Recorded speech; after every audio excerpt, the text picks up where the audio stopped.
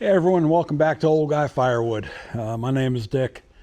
It's Friday, January 23rd, and 2 days ago on Wednesday, I pulled some splits out of the greenhouse wind tunnel and checked the moisture in them to see how we did. We're in week 4, and my intention was to either later that afternoon or the next day, which would have been yesterday, Thursday, to add some footage onto that video of me doing some cutting and splitting in the wood yard, but that didn't happen. Things have gone pretty wild around here. The weather forecast has changed.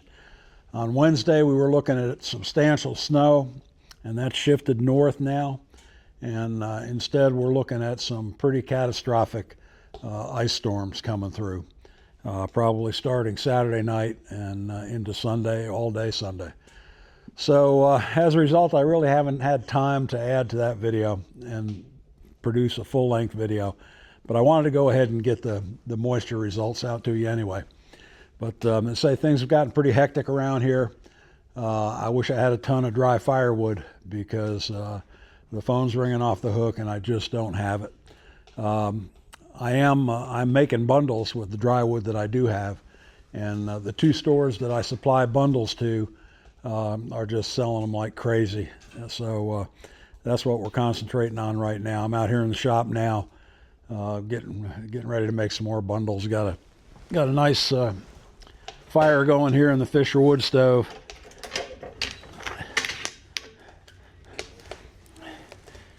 Love this thing. It does a great job in the shop. And occasionally I'll burn it with the door open like this. I've got a screen and just to look at it, but thing's built like a tank. But anyway, as I say, we've been spending a lot of time getting ready for this ice storm. Got my generator out and checked, and filling gas cans, and getting saws sharpened up and ready to go in case we have a lot of limbs and trees down, which is very likely if we get 3/4 of an inch to an inch of ice here. So that's what's going on. But anyway, I'm going to go ahead and show you the video that I took on Wednesday, checking the moisture content in the splits out of the greenhouse wind tunnel. And I was kind of surprised at the results. I think it's going to be pretty practical for the softer hardwoods, cherry, maple, ash, poplar.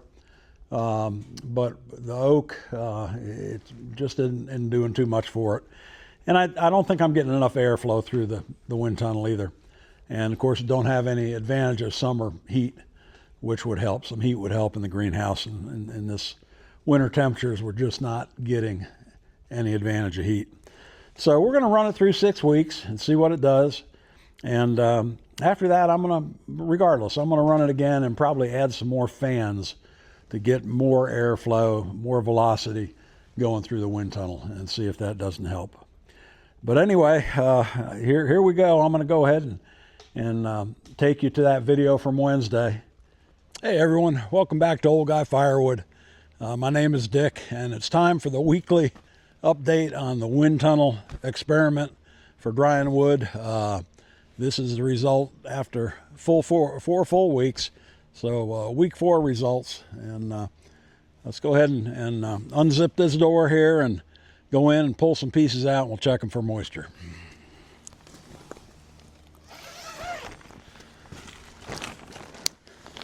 One thing I'm concerned about is I'm just not sure that I'm getting enough velocity of airflow through here.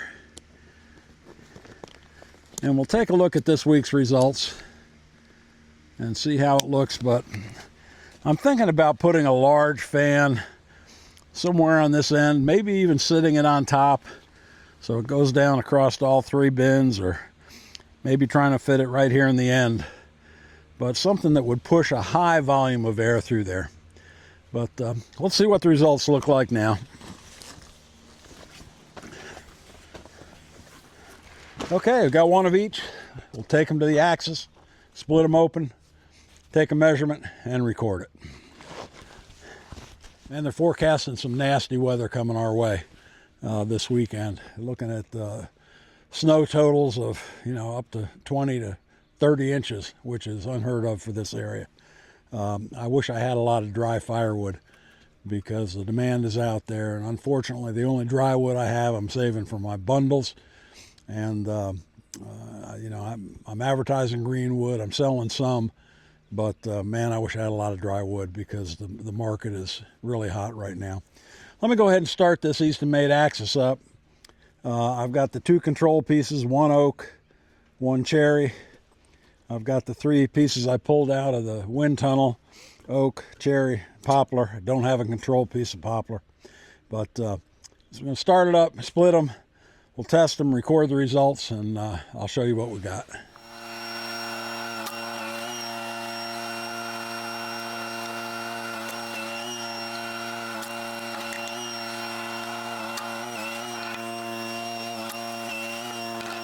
Okay, we'll go ahead and test our wind tunnel wood first. Take a look at the oak.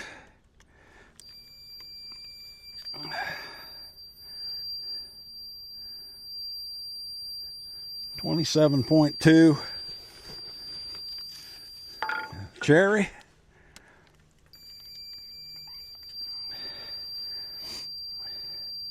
$21.9. On the poplar.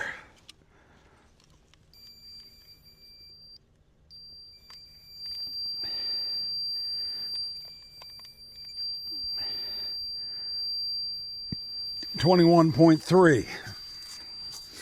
Okay, now we'll look at our control pieces.